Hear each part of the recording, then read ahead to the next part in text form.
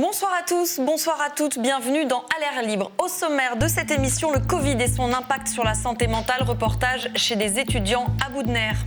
C'est pas possible d'avoir menti en septembre sur les conditions de rentrée, c'est pas possible de maintenir les conditions actuelles, c'est pas possible d'avoir un tel silence sur les suicides. On en parlera avec le psychiatre Franck Enjolras. Le Covid encore et la fronde des restaurateurs qui n'en peuvent plus, eux non plus. Stéphane Thurillon et notre invitée Cécile Debarge nous racontera depuis Palerme la situation des restaurateurs italiens. Mais d'abord, les suites de l'affaire Duhamel à Sciences Po. Après les étudiants, ce sont des profs qui demandent des comptes au directeur Frédéric Mion.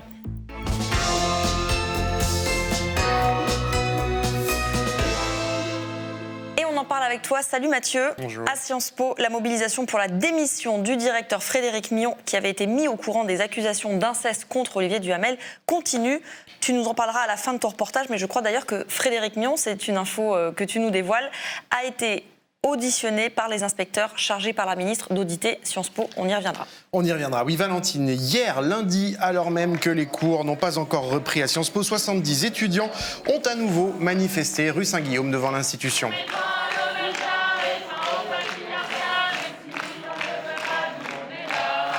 Parmi eux, les féministes du collectif Garce, mobilisés depuis 2 semaines, mais aussi des doctorants qui, pour certains, enseignent auprès des étudiants. Jusqu'ici, ils ne s'étaient pas exprimés et eux aussi réclament la démission du directeur et du conseil d'administration.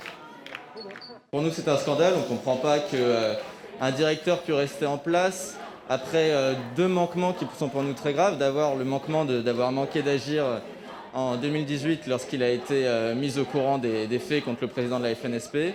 Et un second, aussi grave, qui est celui d'avoir menti sur sa connaissance des faits, sciemment devant l'ensemble de la communauté académique, aussi bien nous, les doctorants, les étudiants, les enseignants-chercheurs. Aujourd'hui, Sciences Po est gouverné par un petit nombre d'individus qui sont un peu omnipotents et qui, du coup, c'est compliqué de s'opposer à eux parce qu'il y a la peur d'avoir des répercussions derrière. Des étudiants soutenus hier par une élue de Paris, une seule, l'écologiste Raphaël Rémy Leleu. Quand on voit tout ce qui s'est passé, quand on voit les déclarations qui ont été faites, moi je pense que la seule solution aujourd'hui pour que l'établissement sorte vers le haut de tout ça, c'est en effet une démission et de mettre enfin des moyens à la lutte contre les violences sexistes et sexuelles. L'idée d'école du pouvoir, ça met aussi toujours la suspicion sur quels sont les liens d'influence, quels sont les réseaux, et c'est loin de ce qu'on pourrait attendre comme, encore une fois, gestion démocratique d'une communauté éducative. Alors, mais Valentine, le directeur Frédéric Mion est toujours en poste, soutenu par le puissant conseil d'administration de la Fédération nationale des sciences politiques, dont beaucoup de monde nous parle. Conseil où siègent plusieurs grands patrons, comme l'ancien président de Renault, Louis Schweitzer, élu la semaine dernière président de ce conseil d'administration, président par intérim, en remplacement, justement, d'Olivier Duhamel. Alors, Frédéric Mion a tenté la semaine dernière d'expliquer son comportement lors d'un entretien vidéo sur la télé interne de Sciences Po. Il reconnaît, comme depuis le début, son erreur, ne pas avoir alerté, mais il refuse aussi d'envisager toute démission. Aujourd'hui n'est pas la question de la démission. Parce que démissionner signifierait que, à titre personnel, j'admets être d'une quelconque manière complice des agissements terribles que nous connaissons désormais. Et qu'à titre institutionnel, d'une certaine façon, Sciences Po aurait part à la responsabilité de ces actes. Et ça, je crois que c'est absolument impossible. Il y a des choses que nous pouvons améliorer collectivement dans un temps qui doit être celui d'un débat serein et pas d'un débat dans l'urgence du sentiment de scandale que nous éprouvons encore toutes et tous aujourd'hui. Pas de sentiment d'urgence, donc volonté de temporiser du côté de Frédéric Mion, un peu en décalage avec les remous de cette affaire dans l'institution. Ami d'Olivier Duhamel, le puissant préfet Marc Guillaume, ancien secrétaire général du gouvernement, a démissionné de ses fonctions au conseil d'administration de la Fédération nationale des sciences politiques. Une enquête, par ailleurs, a été ouverte par la ministre de la Recherche, Frédérique Vidal, sur ce qui s'est passé exactement dans cette affaire. Et puis, il y a aussi eu des discussions parfois tendues ces derniers jours au sein de certains laboratoires de recherche entre les étudiants et des membres de la direction. Et puis, il y a une personnalité de Sciences Po qui est sortie du bois. Elle n'avait pas pris la parole jusqu'ici. Il s'agit de Nicolas Metzger. C'est l'ancien président du conseil de l'IEP de Paris qui siégeait à ce titre au conseil d'administration jusqu'en 2019. Et dans un mail qu'il a envoyé jeudi dernier aux membres du conseil d'administration, mail qui a beaucoup circulé en interne, il dénonce le mensonge, le corporatisme et l'aveuglement de l'institution face à l'affaire Duhamel. Les innocents, disent-ils, ne doivent plus payer le prix de la folie des puissants. Et il demande au directeur de Sciences Po, mais aussi au conseil d'administration dans son intégralité, de démissionner. Nous avons joint Nicolas Metzger, je précise, à L'air libre. Il n'a pas souhaité commenter ce mail. Alors, de tout ça, qu'en pensent les professeurs de Sciences Po? Des puissants. Oui, eux, on les voit parfois sur les plateaux télé, les professeurs, pour commenter la politique, les élections, et ils se font assez discrets en ce moment, faut bien le dire. 130 d'entre eux ont tout de même écrit une lettre collective, lettre interne, lettre prudente, où ils demandent des modifications de la gouvernance de Sciences Po et un audit sur les violences sexuelles, mais pas la démission de Frédéric Mion, tout simplement parce qu'entre eux, ils ne sont pas d'accord. Alors, une d'entre eux a accepté de nous rencontrer face caméra. Elle est la première, je tiens à le signaler, à s'exprimer. Julia Cagé est une professeure d'économie bien connue, spécialiste de la démocratie, du financement de la vie politique et de l'économie des médias. Julia Cagé, nous précise-t-elle, s'exprime en son nom propre. C'est grave pour ce qui s'est passé, c'est grave pour Camille, c'est grave pour son frère. C'est grave aussi pour ce que ça dit de l'inceste, et puis c'est grave pour ce que ça dit d'un certain monde dans lesquels on voit qu'un Olivier Duhamel, par exemple, a été protégé par le silence pendant plusieurs années. C'est grave pour Sciences Po aussi. C'est dur pour les enseignants et c'est très dur pour les étudiants. Si vous faites le bilan des dernières années à Sciences Po, c'est quand même une institution qui a abrité pendant des années Dominique Strauss-Kahn. Ensuite, il y a eu tout un certain nombre de dérives qui ont été associées à Richard Descoings. Et paf, maintenant il y a Olivier Duhamel. Mais pour elle, la démission de Frédéric Mion ne réglerait pas forcément les grandes questions de fond qui se posent. Leur colère est complètement légitime. Il se trouve que cette université, aujourd'hui, est entachée de l'affaire Duhamel, et que Duhamel était président de la FNSP, et que du coup, ça se retrouve pour l'ensemble des étudiants, et encore une fois du corps enseignant. Est-ce qu'il faut couper des têtes ou pas? Moi, parce que je pense aussi sur le long terme, je pense qu'il faut plutôt une réforme de fond de la gouvernance. Et cette réforme, elle est extrêmement importante. Et je pense qu'il faut la faire maintenant, parce que sinon, en fait, d'ici 6 mois ou d'ici 1 an, on aura complètement oublié et on retombera dans les mêmes travers. En cause, la question de ceux qu'on appelle les fondateurs de Sciences Po. En fait, pour beaucoup, des grands patrons ou anciens grands patrons surreprésentés au sein du conseil d'administration, qui se cooptent entre eux et choisissent de fait le président de la Fondation des sciences politiques. Les gens qui sont chargés de la gouvernance de la FNSP sont ceux qui ont donné de l'argent à la FNSP. C'est pour ça qu'on retrouve beaucoup de grands patrons. D'ailleurs, souvent, ils n'ont pas donné leur propre argent. C'est des dons qu'ils vont faire au titre de la fondation de leur entreprise, au titre de leur entreprise elle-même. Donc ça crée quoi? Ça crée pour le coup un cercle de pouvoir. Pour Olivier Duhamel, on parle beaucoup du siècle.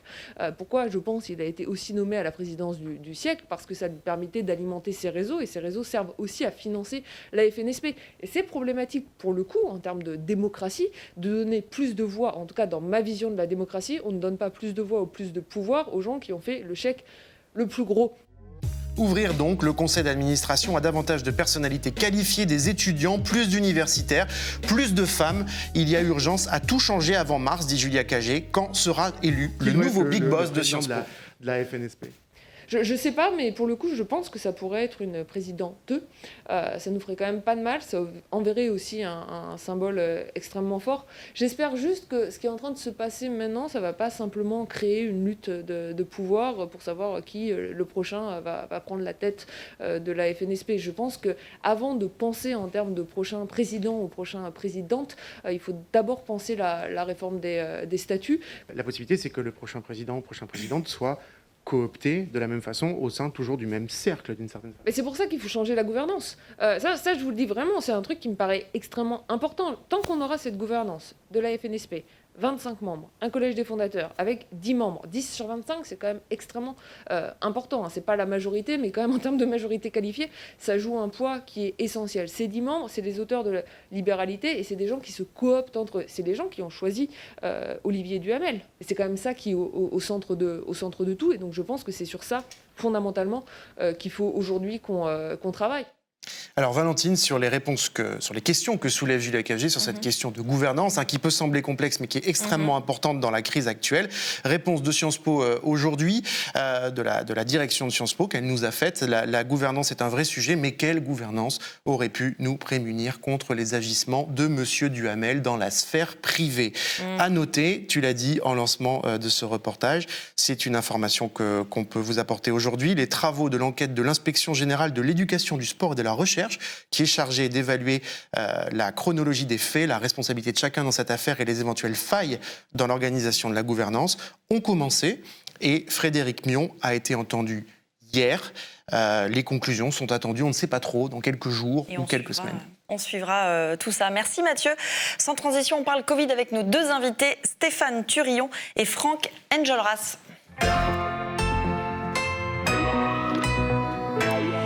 Bonsoir Stéphane Thurillon, bienvenue sur le plateau d'Aller Libre. Merci. Vous êtes chef restaurateur dans le Doubs, votre restaurant La Source Bleue est fermé, mais vous comptez bien l'ouvrir. Vous allez nous expliquer. On est en ligne avec Franck Enjolras. Bonsoir. Merci d'être avec nous ce soir. Vous êtes anthropologue et psychiatre spécialiste des adolescents. D'abord, à tous les deux, une question. Si je vous dis dans quelques semaines, il y aura un 3e confinement, comment vous réagissez à cette idée, Stéphane Thurillon? Donc, moi, je suis un peu au courant. Dans certaines sphères, c'est pas dans quelques semaines, c'est cette semaine.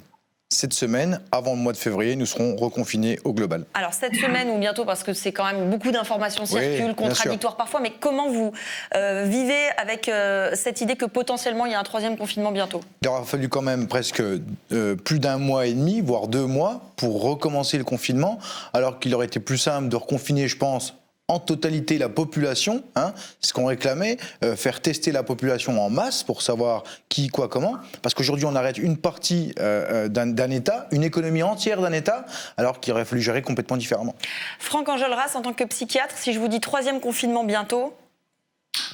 J'espère que si cette décision doit être prise, bon, je ne suis pas dans les petits papiers de l'État, mais j'espère qu'on ne va pas sacrifier une nouvelle fois une population qui me semble vulnérable, à savoir les étudiants et les enfants et les adolescents, qui est une population, à mon sens, qu'on doit avant tout protéger dans les décisions qui sont prises par rapport à la gestion de cette crise sanitaire. Et pour répondre dans une certaine forme de contrat social, on engage un certain nombre de décisions aujourd'hui pour protéger nos anciens. Et ben, j'espère que ce ne sera pas pour sacrifier les jeunes. Évidemment, je crois que depuis quelques semaines, il y a une sorte de prise de conscience collective que les étudiants payent un tribut extrêmement cher à cette situation. Donc j'espère que les pouvoirs publics vont prendre en considération, je crois que c'est vraiment là une priorité. Je pense qu'un certain nombre de personnes peuvent encore assumer des contraintes, mais les étudiants et les jeunes gens, je pense qu'on n'a pas le droit, dans l'esprit de notre contrat social, de les maltraiter encore une fois, comme ça a pu être fait ces derniers mois. Alors justement, effectivement, on s'est intéressé à eux. Alors on va aborder dans un second temps la situation des restaurateurs, mais effectivement, d'abord, on va parler de la situation de la santé mentale des étudiants. Effectivement, quand Emmanuel Macron a dit « c'est dur d'avoir 20 ans en 2020 », il ne croyait pas si bien dire. Des étudiants vont mal, ils n'en peuvent plus. Un exemple, selon une enquête menée par Santé publique France depuis le 23 mars pour étudier la santé mentale de la population, eh bien, parmi les populations dont la santé mentale se dégrade, celle notamment des étudiants qui sont traités pour des états anxieux et dépressifs qui ont fortement augmenté. Franck Enjolras, vous rencontrez des patients. Est-ce que c'est ce que vous avez constaté, qu'ils allaient moins bien depuis grosso modo 1 an ? Alors, de ma position, évidemment que c'est toujours difficile de parler de la place d'un cabinet, enfin, ou d'une place d'un psychiatre qui travaillerait dans un établissement. On n'a pas une vision suffisamment globale et je ne me cacherai pas derrière des chiffres, comme aujourd'hui la tendance est d'utiliser des chiffres afin de justifier un certain nombre de décisions politiques et sanitaires. Et je pense que pour la santé mentale, toute la complexité, c'est qu'on ne peut pas forcément passer que par les chiffres. Et donc, à travers les discours, à travers les expériences qui me sont rapportées à la fois par les étudiants eux-mêmes, par les adolescents ou par leurs parents, voire par leurs proches ou leurs professeurs, on se rend compte qu'il y a des conditions aujourd'hui de scolarité et de vie à l'université ou dans les grandes écoles qui ont une incidence, pour plusieurs raisons, sur la santé mentale des étudiants et des jeunes gens, et ça, je pourrais apporter quelques précisions. Alors justement, regardons notre reportage avec Célia Mebroukine. On a voulu rencontrer donc des étudiants et leur donner la parole, car tous ceux à qui on a parlé nous l'ont dit, ils ne se sentent pas écoutés. Alors d'abord, direction Nanterre Université. On avait rendez-vous avec Manel dans sa chambre de Cité U. Bonjour, merci de nous accueillir. 9 mètres carrés qui sont à la fois sa chambre, son bureau, sa cuisine, sa salle de bain, coincés entre ces 4 murs, difficile parfois de donner du sens à ces études. Comment vous vivez cette période particulière de Covid et de confinement à répétition ? C'est une période qui est assez compliquée pour les étudiants parce que tout simplement on perd tous nos repères, on perd le contact avec nos professeurs, on perd le contact avec nos camarades de promo et on ne sait plus exactement quel est le sens de notre travail, quel est le sens de nos études et ça nous questionne fortement sur qu'est-ce que c'est que les études de façon générale. Et face à cette situation, Manel ne comprend pas pourquoi les facs ne rouvrent pas. Quand on voit que les lycées sont ouverts, les collèges sont ouverts, les centres commerciaux sont ouverts, comment ça se fait que les facs, les universités, elles ne le soient pas, alors que on pourrait mettre en place des dispositifs qui permettent de remonter les chaînes de transmission, qui permettraient en réalité d'accueillir les étudiants. Et la question qui se pose, c'est si on s'en fout de l'avenir des étudiants, en réalité on s'en fout de l'avenir de notre pays. Entre les facs fermées et les 2 confinements, forcément, son moral en a pris un coup. Comment vous vous sentez ? Alors moi, ça dépend des périodes. C'est un épuisement physique et mental qui est assez conséquent. Et encore plus quand on habite dans un 9 mètres carrés, quand on est dans une cité universitaire, quand l'espace de travail, l'espace où on mange, l'espace où on dort, il n'est pas séparé. Alors l'épuisement, nous dit Manel, et pour d'autres c'est encore plus difficile à vivre. On avait ensuite rendez-vous avec Simon qui a préféré rester anonyme. Simon prépare le CAPES d'histoire. Il vit dans 30 mètres carrés avec sa copine à Paris. Il ne s'estime pas mal loti, mais il ne va pas bien. Comment vous vivez cette période ?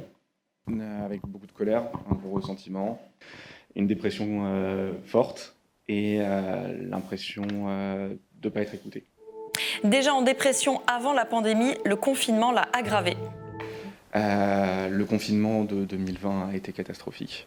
Le manque d'informations, la peur, l'impression que de toute façon notre santé passera toujours après la valeur du concours. Et j'ai été diagnostiqué avec une très grande dépression en septembre. Donc là, je suis traité pour la dépression et pour des pensées suicidaires. Est-ce que vous avez eu l'impression d'avoir été accompagné dans tout ça ? Alors, par ma psychiatre, oui. Par ma famille, oui. Par ma compagne, oui. Par la fac, non. Pas du tout. Pas d'accompagnement de la part de la fac, c'est bien ça qui le met en colère. Les charges de travail sont énormes, l'administration nous ignore, nous envoie des mails clairement méprisants. Puis le gouvernement, c'est pas avec Frédérique Vidal qu'on va se sentir soutenu. Un message pour votre ministre, Frédérique Vidal ? Il faut absolument qu'elle prenne conscience de nos conditions. C'est pas possible d'avoir menti en septembre sur les conditions de rentrée, c'est pas possible de maintenir les conditions actuelles, c'est pas possible d'avoir un tel silence sur les suicides, sur les tentatives de suicide, même sur les gens qui ne se suicident pas mais qui sont en dépression. Donc peut-être se réveiller, voire démissionner, parce que de toute façon elle est responsable de ce qui se passe actuellement. Carrément démissionner. Carrément démissionner. Elle est responsable. Quand on tient un ministère et que les gens qu'on a sous sa tutelle se suicident, il y a un problème. Vendredi, les syndicats étudiants et les présidents d'université ont été reçus par le Premier ministre, Jean Castex. Parmi eux, il y avait Mélanie Luce, présidente de l'UNEF. Ils ont bien obtenu une avancée sur la santé mentale, mais pour elle, ce n'est pas suffisant. On a obtenu là un chèque santé mentale, donc qui permettra de voir des psys gratuitement.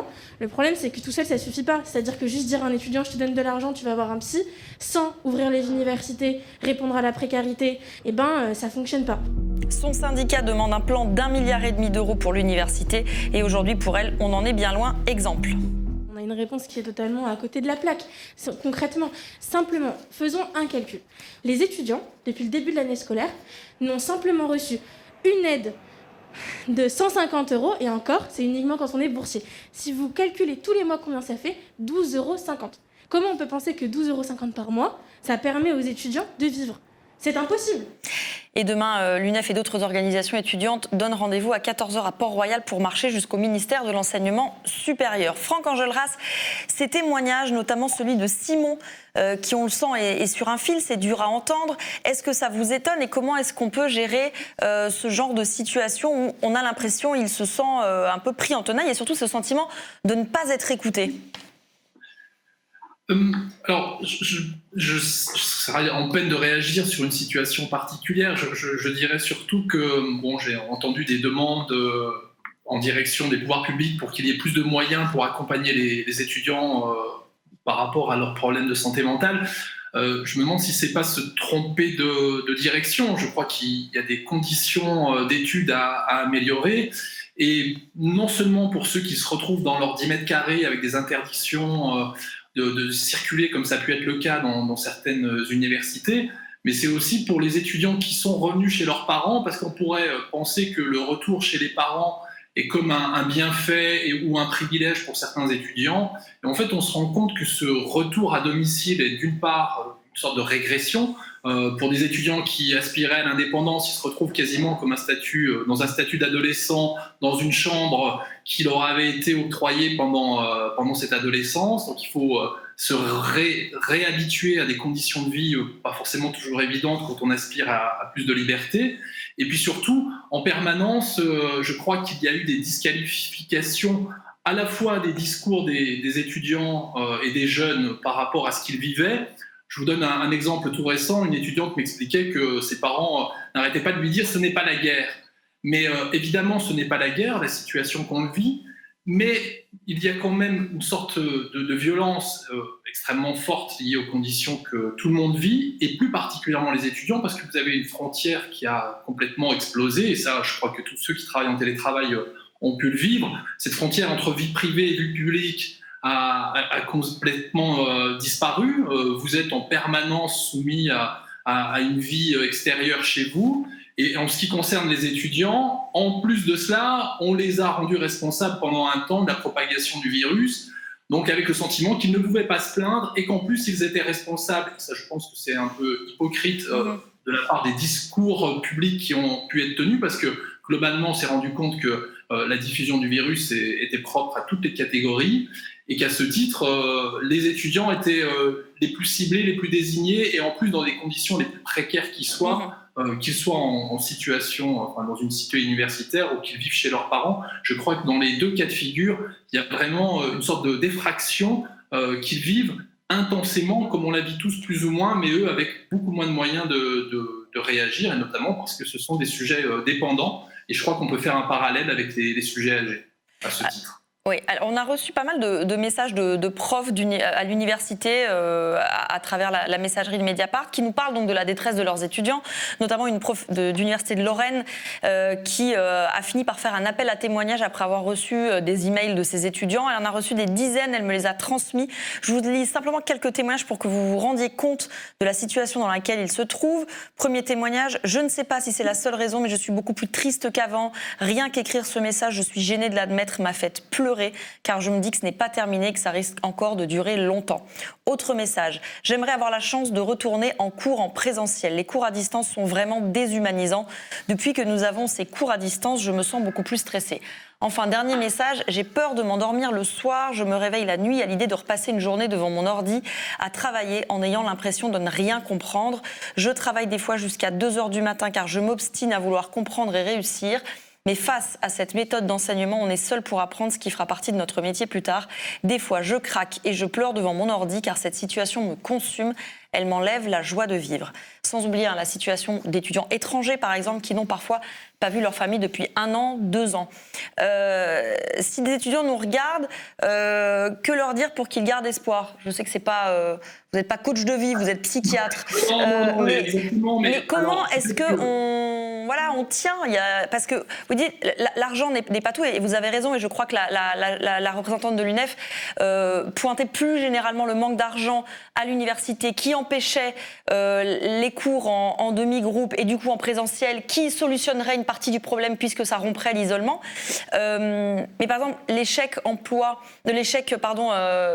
santé du gouvernement pour aller voir un psy, parce qu'on se dit un psy c'est super cher, je vais pas y aller, moi si je suis étudiant j'ai pas de thunes. Est-ce que ça c'est une bonne chose par exemple? Alors, évidemment que si on ne se sent pas bien du tout, il faut impérativement consulter. Je crois qu'il y a des services dédiés à cela sur le territoire. Notamment dans les universités, il y a les BAPU. Après, pour certaines écoles, ils ont accès à des services de santé mentale plus spécifiques. Mais je crois que ce qui me semble important de transmettre comme message aujourd'hui, c'est que pour rompre l'isolement, il y a peut-être une sorte de mouvement collectif à animer. Et on a régulièrement vu dans notre histoire des étudiants se mobiliser à la fois pour lutter contre un système oppressif ou alors pour des conditions de vie extrêmement pénibles. Je pense qu'il faut inviter nos jeunes gens à réagir. Alors, je ne sais pas de quelle manière, mais inventer des choses pour essayer de réagir à cette situation de manière collective et de ne pas rester seul, parce que c'est là la plus grande des difficultés. Et il y a peut-être une réaction à avoir de ce niveau-là.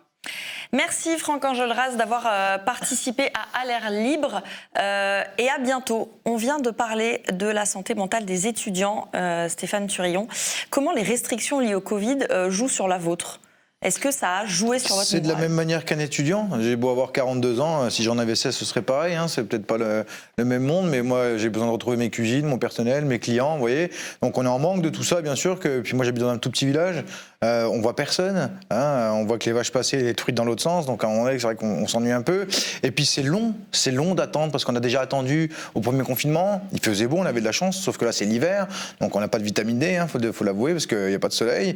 Mais nous, on est vraiment en manque de ça, de présentiel aussi, mais de nos clients et puis de nos employés, de nos fournisseurs. Et de sensations d'utilité ? Mais parce que la restauration, c'est utile. Je veux dire, aujourd'hui, les étudiants, si vous les regardez, ils vont pas manger tous les jours dans les fast-foods, ils vont manger à la cantine, tandis que là, ils peuvent pas aller manger à la cantine. Ils ont peu de moyens, il faut le rappeler. Et c'est pas des travailleurs, c'est des étudiants. Donc, je pense que l'État devrait allouer des bourses, mais à tous les étudiants de France, tous ceux qui sont dans un cycle universitaire, parce que ils se débrouillent par eux-mêmes, ils ne peuvent pas travailler. On va dire que dans les endroits où ils pouvaient travailler, les boutiques ou autres, là aujourd'hui c'est fermé.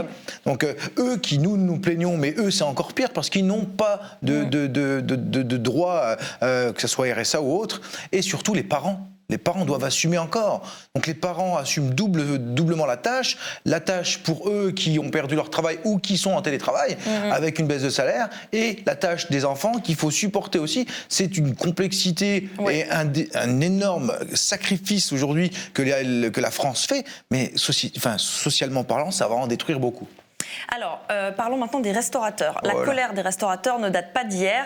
Déjà, en septembre, à Marseille, frappé plus tôt que les autres villes, ils s'étaient mobilisés. Puis, des restaurateurs partout en France ont suivi, Lyon par exemple, et dernièrement à Paris, le 14 décembre, dernière mobilisation en date. Une manif avec notamment des figures connues comme celle du chef Philippe Etchebest qui n'en était pas à sa première interpellation. En France, en 2020, nous ne devrions pas avoir à choisir entre l'économie et la santé.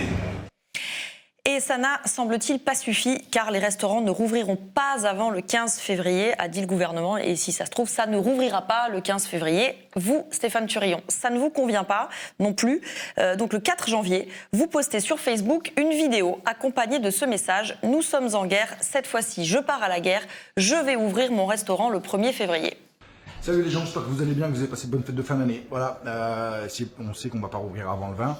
Donc aujourd'hui, maintenant, il faut se révolter. Il faut faire la révolution hôtelière. C'est plus possible. On ne va pas se laisser crever comme ça. Et vous vous adressez ensuite à Emmanuel Macron. Monsieur Macron, vous êtes le président de la France. Vous avez été élu. Vous travaillez pour le peuple. Le peuple est souverain. N'oubliez jamais ça. Nous, vous avons élu. Vous travaillez pour nous. C'est pas l'inverse qui se passe, d'accord? Nous, on veut bien cotiser pour les taxes, faire que ce pays soit beau. Sauf qu'aujourd'hui, vous faites absolument rien.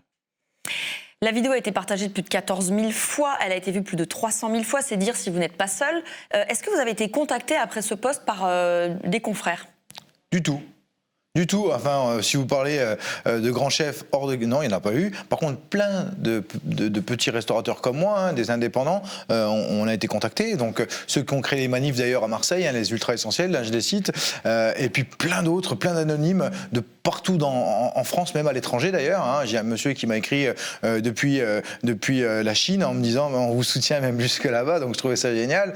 Et puis la clientèle par contre est vraiment présente, pousse à l'ouverture des restaurants au 1er février, parce que c'est la date que j'ai choisie, c'était en rappel aux rêveurs du 1er janvier. Comme ça, je me disais qu'il y aurait toujours une corporation pour aller taper sur le dos de l'État tous les premiers du mois. Ça me ferait bien plaisir d'ailleurs. On a le soutien des routiers, les routiers. Donc les syndicats ont appelé à la grève pour le 1er février pour une journée d'action.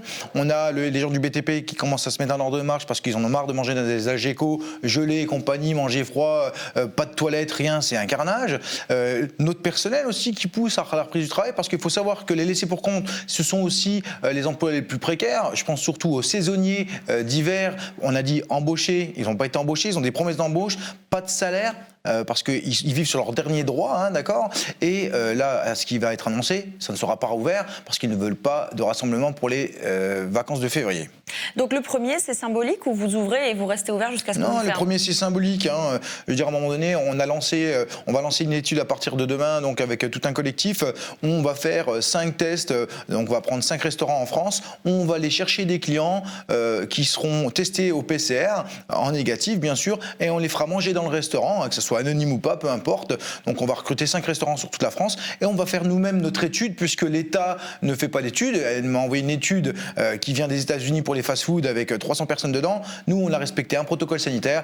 Ils ne savent pas prendre de décision. Nous allons prendre des décisions à leur place. Donc vous ouvrez, vous faites manger des gens selon un dispositif... Protocole sanitaire tel qu'il est.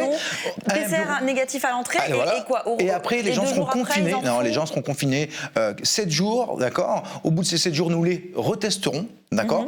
Et on verra s'il y a des tests positifs. Mais qu'on ne nous dise pas qu'aujourd'hui, les hôteliers, la restauration, les discothèques et compagnie soient des vecteurs de clusters, je n'y crois pas.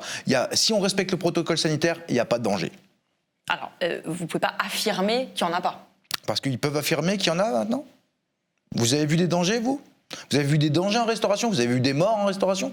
Par contre, vous allez à la Défense au 4 temps, ils sont 400 000 là-dedans, il n'y a pas de problème, il n'y a pas de danger. Par contre, ça c'est ouvert, ça c'est légal. Vous allez à l'Assemblée nationale, à la brasserie, au restaurant, ils sont 4 000 à bosser dedans, là il n'y a pas de danger. Il faut arrêter de se foutre de la gueule du monde à un moment donné. Vous avez l'impression quoi, qu'il y a un 2 poids 2 mesures ? Mais c'est pas 2 poids 2 mesures. Je dirais à un moment donné, ils se moquent de nous. Ils se moquent. On est en train de crever. Les aides d'État ne sortent pas. Le chômage partiel n'est pas payé. Et puis Bruno Le Maire, il y a 4 jours si personne ne sera laissé sur le bord de la route. On est en train de laisser des milliers d'emplois précaires, des milliers de restaurateurs, des discothèques, des bars, des saisonniers, des artisans sur le carreau. Mais ça, on n'en a rien à faire. Pourquoi ? Pour sauver 30 000 vies. Alors c'est moche, d'accord. Mais entre 30 000 vies, à un moment donné, et des millions d'emplois et des millions d'entreprises, moi, le choix est vite fait. Alors, moi, je ne fais pas ce choix et je comprends tout à fait que vous soyez particulièrement frappé et en colère par la situation qui vous est imposée. Après, vous ne pouvez pas savoir si cette mesure va permettre de sauver 30 000 vies ou d'en sauver beaucoup plus ou beaucoup moins. Mais est-ce que vous avez vu la courbe aujourd'hui ? Ça vous appartient. Bien sûr, c'est que mon propre choix. Est-ce que vous avez vu la courbe aujourd'hui ? Est-ce que depuis que les restaurants, la courbe a descendu ? Vous l'avez vu cette courbe ? Elle n'a pas descendu cette courbe. Donc à un moment donné, il faut arrêter de nous dire que nous, restaurateurs, qui respectons le protocole sanitaire, c'est dangereux de venir chez nous. Je dis pas que le Covid, c'est pas dangereux, je précise, je sais qu'il y a des gens qui en meurent, d'accord ? C'est pas le problème. Est-ce que ça valait le coup de sacrifier pour 0,05% de la population qui en meurt, de sacrifier tout un État entier ? Qui va payer ? Vous, les étudiants ? Qui ? Racontez-moi. Je voudrais savoir, au niveau de l'économie, comment on fera quand on ne pourra pas se relever. Parce que quand on aura perdu nos artisans, qu'ils ont perdu leur boulot, on ne les aura plus comme clients. Et nous, restaurateurs, on en bavera. Donc, on va en crever quoi qu'il en coûte. L'État a quand même annoncé des aides, 10 000 euros par mois. Est-ce que vous les recevez ? Est-ce que c'est suffisant ? On les a reçus le mois dernier, on les a pas reçus ce mois-ci. Pas encore. Non, pas encore. Mais on est le 19. Voilà, on est déjà le 19, donc, sauf que nous, les salaires, on les sort le 5. Que les crédits, en général, vous savez comment ça marche, vous les sortez à peu près vers le 10, votre loyer pareil. Donc nous, tout est déjà parti, sauf qu'on est déjà à découvert. Donc on va engranger du découvert et engranger des frais bancaires qu'on n'avait pas avant, d'accord ? Juste parce que l'État ne sait pas s'organiser au niveau de ce site, sur le site d'aide pour les métiers d'artisanat et surtout pour des restaurateurs. Il a envoyé au 15 du mois, il a dit à toute la France, tous les restaurateurs, allez, connectez-vous, faites des clics dessus, ça va marcher. Ça bug tout le temps et il y a énormément de refus. Énormément. Donc là, moi, j'ai une liste de personnes qui ont été refusées alors qu'ils avaient été acceptés lors du mois de novembre. Et on ne sait pas pourquoi. Donc on appelle les impôts, on a appelé Bercy, la centrale de Bercy. Il y a une cellule d'urgence, entre guillemets. Il y a une seule personne pour 10 000 dossiers. Je ne crois pas que l'État ait mis assez de personnel pour aider les restaurateurs. Et il y a des gens qui se suicident. On en parle. Vous savez, le restaurateur vosgien qui s'est suicidé cette semaine où Emmanuel Macron a dit qu'il essaierait de faire au plus vite pour ouvrir les restaurants. Oui, mais en attendant, en prenant les mauvaises décisions, des gens dépriment, des gens meurent, des familles sont détruites. Faut comprendre ça. Les gens pètent les plombs. Alors, d'autres avant vous, Stéphane Thurion, ont eu l'idée d'ouvrir malgré l'interdiction. Ce sont vos confrères restaurateurs italiens. Là-bas, les 3/4 des bars, des restaurants, des agritourismes ont dû à nouveau fermer à cause de nouvelles restrictions. Ça va de l'ouverture jusqu'à 18h à la vente à emporter. Ça dépend de la zone dans laquelle on se trouve, plus ou moins tendue et contaminée. Quoi qu'il en soit, certains ont donc décidé de défier les restrictions. On est en ligne avec Cécile Debarge. Salut Cécile, tu es notre journaliste en Italie. Comment est-ce que cette fronde a commencé ? Le mouvement est parti des réseaux sociaux. Le 9 janvier, un restaurateur de Cagliari, en Sardaigne, publie un appel aux restaurateurs sur sa page Facebook. Il explique « Je n'éteins plus mon enseigne, j'ouvre ». Donc il s'agit dès le départ d'une protestation pacifique pour, je cite, « prouver notre sens des responsabilités et notre capacité à faire respecter les règles de la prévention de la Covid-19 ». Les règles d'ailleurs, elles étaient claires, pas plus de 4 par table, masque obligatoire. Il n'avait prévu de servir ni boisson ni nourriture. L'idée, c'était vraiment de créer un événement symbolique. Et puis assez rapidement, sur les réseaux sociaux, Facebook, Twitter, le hashtag YoApro est devenu viral, ça veut dire j'ouvre, et des dizaines de restaurants se manifestent et promettent d'ouvrir le vendredi 15 janvier. Con mia moglie siamo i titolari di Regina Margherita Modena. Volevamo far sapere a tutti i nostri clienti che dal 15 gennaio 2021 aderiamo all'iniziativa di tutti i ristoratori d'Italia, saremo in 50.000, apriremo ad oltranza, apriremo pranzo e cena, quindi vi aspettiamo in tanti perché io apro e voi non apriamo. Dans cette vidéo, Cécile, ce restaurateur parle de 50 000 restaurateurs mobilisés. Est-ce que c'est le cas ? Quelle ampleur ça a vraiment eu ? Alors, on n'a pas de décompte officiel, mais on est quand même loin, très loin des 50 000. En réalité, aucun des représentants officiels du secteur n'ont voulu soutenir l'initiative. À Palerme, par exemple, où on est actuellement en zone rouge, les organisations représentatives se sont désolidarisées de l'initiative bien avant le vendredi. Alors, ces restaurateurs, qu'est-ce qu'ils ont fait ? Eh bien, certains ont simplement ouvert leurs portes, lumières allumées, sans recevoir de clients. D'autres, comme vous le voyez, ont installé des mannequins à la place des clients, comme ce restaurant de Florence.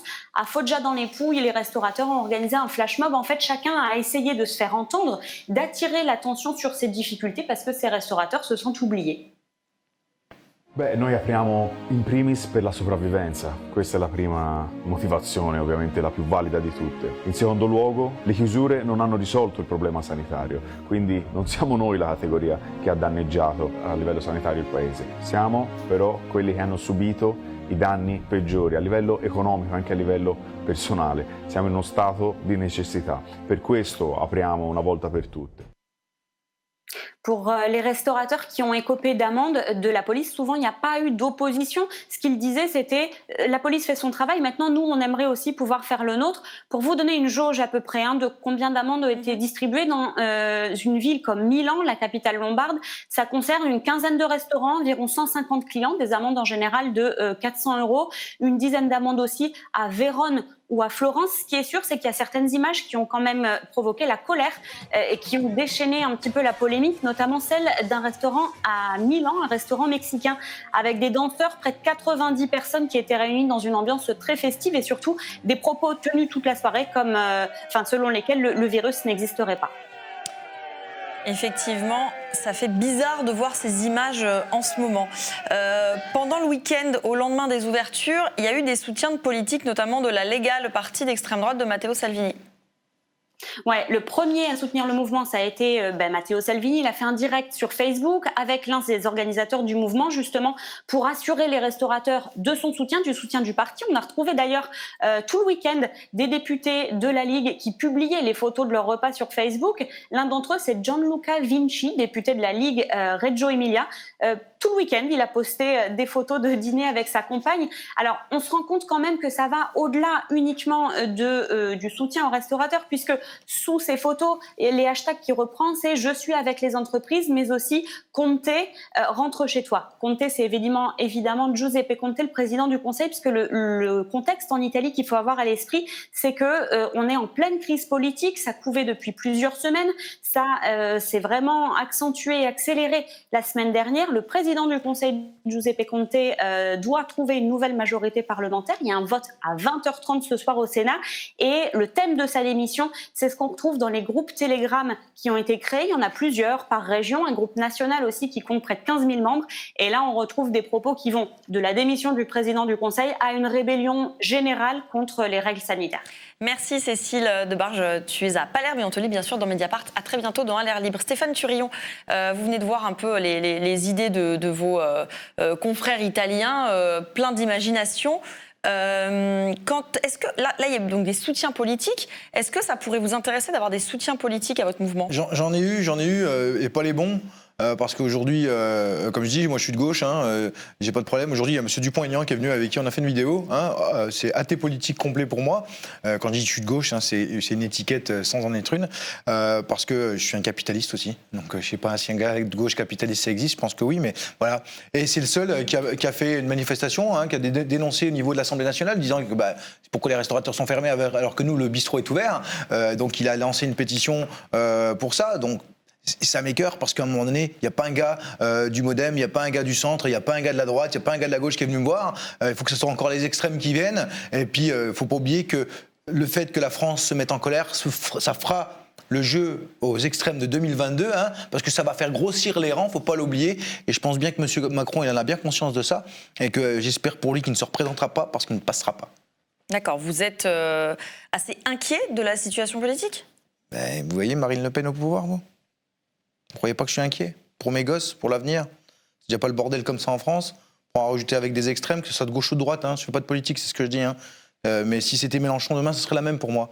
Donc à un moment donné, je veux pas de gens incompétents au pouvoir. On en a assez comme ça. Il faut refonder le pays, que ce soit économiquement parlant et surtout structurellement parlant, parce qu'on voit bien que ça ne marche plus aujourd'hui. Merci Stéphane Thurillon d'être passé dans À l'air libre. Votre restaurant La Source Bleue à Cusances est donc fermé, sauf le 1er février. On sera ouvert, on sera tous ouverts. À très bientôt. Merci d'être passé par notre plateau. Tout de suite, le 24 heures.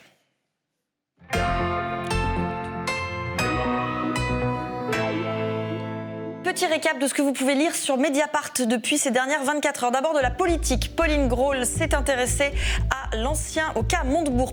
L'ancien ministre de François Hollande ne cache pas son ambition pour 2022. On en parlait.